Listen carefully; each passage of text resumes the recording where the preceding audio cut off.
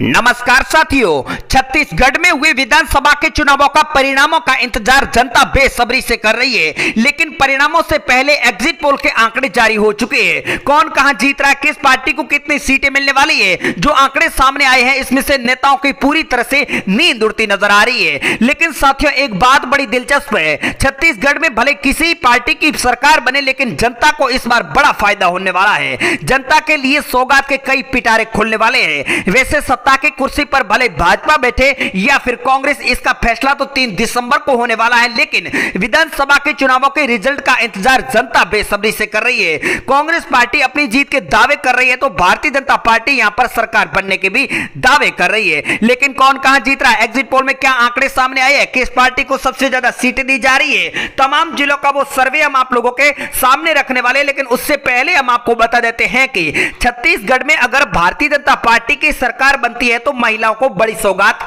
मिलने वाली है। भारतीय जनता पार्टी ने राज्य में महतरी वंदना योजना लागू करने की घोषणा की थी।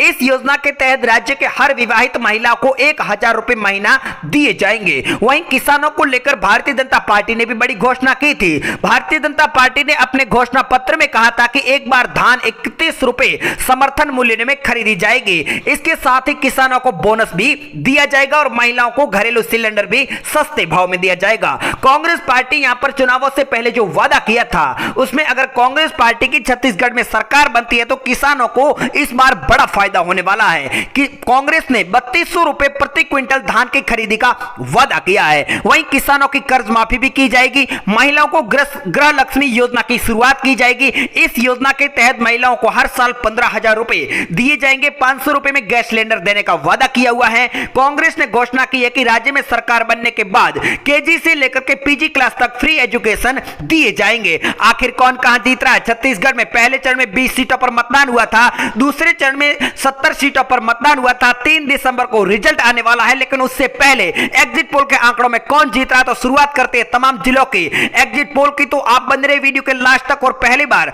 चैनल पर विजिट किया है तो करेक्ट न्यूज यूट्यूब चैनल को सब्सक्राइब करें और आप अपनी राय, आप अपना सुझाव हमें कमेंट के माध्यम से जरूर दें कि छत्तीसगढ़ के लिए बेहतर सरकार किस पार्टी की रहने वाली है। कबीरधाम में 2 विधानसभा की सीटें और एग्जिट पोल के आंकड़ों के हिसाब से इस बार के चुनाव में परिणामों से पहले 2 सीटों पर कांग्रेस पार्टी का कब्जा जमता हुआ बताया जा रहा है। साथियों, छत्तीसगढ़ का अगला जिला हमारे सामने आ चुका है राजनांदगांव, जहां पर कुल 6 विधानसभा की सीटें। यहां पर कांग्रेस पार्टी को 2 सीटें मिल सकती है, 1 सीट अदर पार्टी के खाते में जा सकती है और भारतीय जनता पार्टी को 3 सीटें दी जा रही है। अगला जिला हमारे सामने आ चुका कांकेर, जहां पर कुल 3 विधानसभा की सीटें।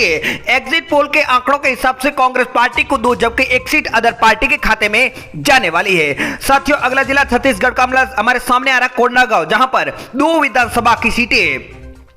1 सीट पर भारतीय जनता पार्टी को जीत मिल सकती है, जबकि 1 सीट कांग्रेस पार्टी के खाते में जा रही है। अगली बात कर लेते हैं नारायणपुर की, जहां पर कुल 1 विधानसभा की सीटें। चुनावों की समाप्ति के बाद और रिजल्ट से पहले यहां पर जो एग्जिट पोल सामने आया है, यहां पर 1 सीट पर कांग्रेस पार्टी को जीत दर्ज होती हुई बताई जा रही है। बस्तर डिस्ट्रिक्ट की बात कर ली जाए तो यहां पर कुल 3 विधानसभा की सीटें। एग्जिट पोल के आंकड़ों के हिसाब से यहां पर त्रिकोणीय मुकाबला देखा जा गया है। यहां पर बीजेपी को 1, कांग्रेस को 1 सीट अदर के खाते में जाने वाली है। दंतेवाड़ा में कुल 1 विधानसभा की सीट है। यहां पर एग्जिट पोल के आंकड़ों के हिसाब से 1 सीट पर कांग्रेस पार्टी को जीत दर्ज होती हुई बताई जा रही है। अगला जिला छत्तीसगढ़ का हमारे सामने आ चुका बीजापुर, जहां पर 1 विधानसभा की सीट है और 1 सीट पर इस बार कांग्रेस पार्टी को जीत दर्ज होती हुई बताई जा रही है। साथियों, आप छत्तीसगढ़ के कौन से जिले से वीडियो देख रहे हैं, कमेंट करके अपने जिले का नाम जरूर बताएं। छत्तीसगढ़ का अगला जिला हमारे सामने आ गया है सुकमा, जहां पर भी 1 विधानसभा की सीट है। एग्जिट पोल के आंकड़ों के हिसाब से यहां पर 1 सीट पर कांग्रेस पार्टी को जीत दर्ज होने वाली है। अगली बात कर लेते हैं रायपुर की, जहां पर 7 विधानसभा की सीटें है। यहां पर भी पहले नंबर पर कांग्रेस पार्टी को 3 विधानसभा की सीटें मिल सकती है, भारतीय जनता पार्टी को 2, जबकि 2 सीटें यहां पर अदर पार्टियों के खाते में जाने वाली है। कोरबा में कुल 4 विधानसभा की सीट है। कांग्रेस पार्टी को 2 सीटों पर जीत मिल रही है, 1 सीट भारतीय जनता पार्टी को मिलने वाली, जबकि 1 सीट यहां पर अदर के खाते में जाती हुई बताई जा रही है। अगली बात कर लेते हैं जसपुर की, जहां पर कुल 3 विधानसभा की सीटें हैं। यहां पर इस बार के चुनाव में एग्जिट पोल के आंकड़ों के हिसाब से कांग्रेस पार्टी को 2 जबकि 1 सीट भारतीय जनता पार्टी के खाते में जाने वाली है। अगली बात कर लेते हैं चंपा डिस्ट्रिक्ट की, जहां पर 5 विधानसभा की सीटें हैं।